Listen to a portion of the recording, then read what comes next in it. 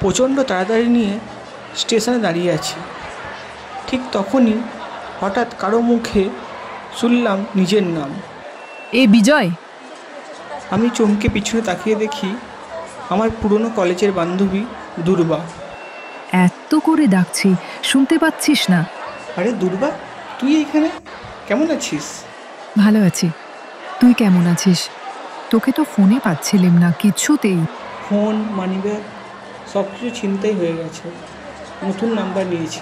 ঠিক আছে, কথা বলার ইচ্ছে থাকলে খুঁজে নিতে পারতিস। আর বলিস না, কাজের প্রেসারে সময় পাই না। আমি এসেছি বিয়ের কেনাকাটা করতে, বাবা টাকা তুলতে গেছে। বিয়ের কেনাকাটি? তার মানে তোর বিয়ে ঠিক হয়ে গেছে?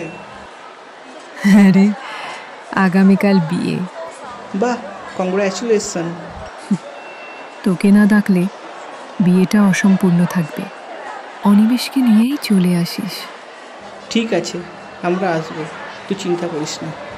চললাম এখন, বাবা টাকা তুলতে গেছে, বিয়ের দিন দেখা হবে।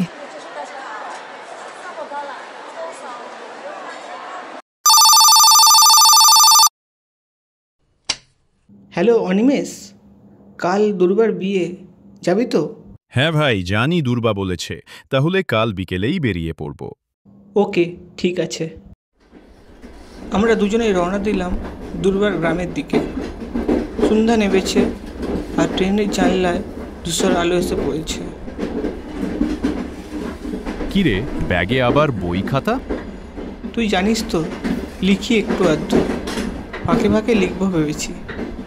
তুই না একদম আগের মতোই আছিস। স্টেশন থেকে নেমেই মনে হলো ভুল রাস্তায় পড়েছি। চারপাশে অন্ধকার, যেন সময় থেমে গেছে।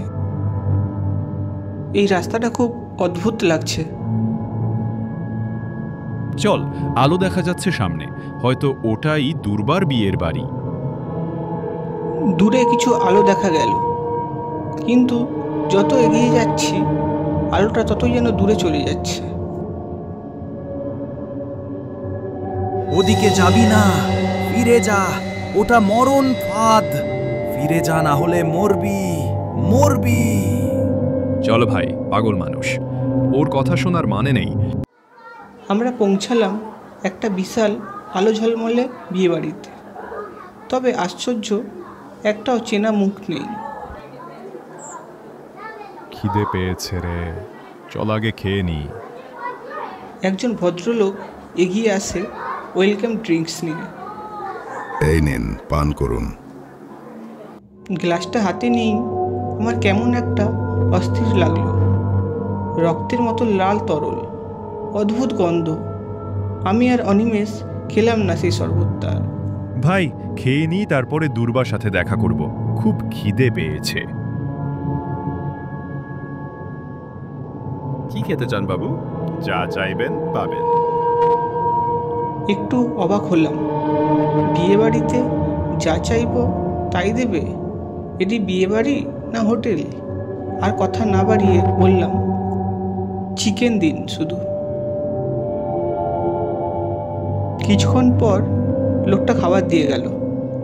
খেতে শুরু করতেই কিছু শক্ত জিনিস ঠেকলো। তুলে দেখি একটা মানুষের আঙুল। হ্যাঁ, এটা তো মানুষের আঙুল।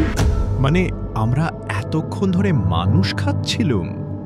চারপাশে তাকিয়ে দেখি সবাই মানুষের দেহ খাচ্ছে। কারো প্লেটে হাত, কারো প্লেটে মাথা, সবাই এক অদ্ভুত নেশায় মতো। অনিমেষ, এক্ষুনি পালাতে হবে আমাদের। আমরা দৌড় দিলাম, কিন্তু কয়েকজন আমাদের ঘিরে ফেলল। তারা একসঙ্গে বলে উঠল, এখন পালাতে পারবি না, এখন তোমরা আমাদের অতিথি। বিয়েবাড়ির আলো তখন নিভে গেছে, চারপাশে শুধু অন্ধকার। তুই পালা বিজয়, আমি এদের আটকাচ্ছি, পালা। আমি অন্ধকারে দৌড়াতে লাগলাম। পেছনে শুধু শুনতে পেলাম অনিমেষের ভয়ঙ্কর চিৎকার। হঠাৎ মনে পড়ল সেই পাগলের কথা, হয়তো ওই আমাদের বাঁচাতে পারবে। দৌড়ে দৌড়ে গেলাম সেই পাগলটার কাছে।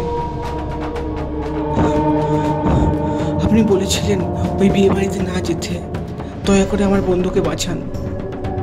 তোদেরকে একজন মানুষই বাঁচাতে পারে, সাধু বাবা।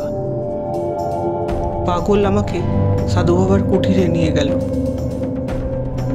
সাধু বাবা, সাধু বাবা।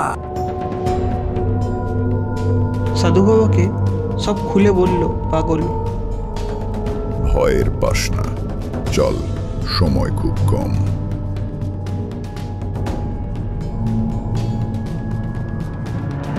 আমরা পৌঁছে দেখি অনিমেষকে গাছে বেঁধে রেখেছে।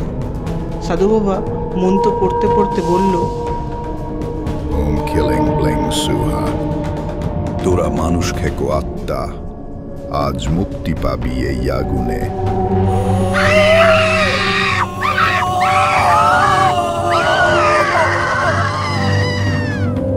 ধন্যবাদ, আপনাদের জন্যে আজ আমরা বেঁচে ফিরলাম। আপনারা না থাকলে আমরা বাঁচতাম না আজ। ঠিক আছে, তোর আর এখানে বেশিক্ষণ থাকিস না, চলে যা এখন থেকে। হাঁটতে হাঁটতে আর একটা বিয়ে বাড়ি দেখতে পেলাম। সামনে গিয়ে দেখলাম বিয়ের মণ্ডপে দুর্বা হাসি মুখে বসে আছে। কিরে, এত দেরি কেন? তোর বিয়ে হয়ে যাক, তারপরে সব বলবো। পরে সব কথা খুলে বললাম দুর্বাকে। দুর্বা সব শুনে ভয় পেয়ে গেল।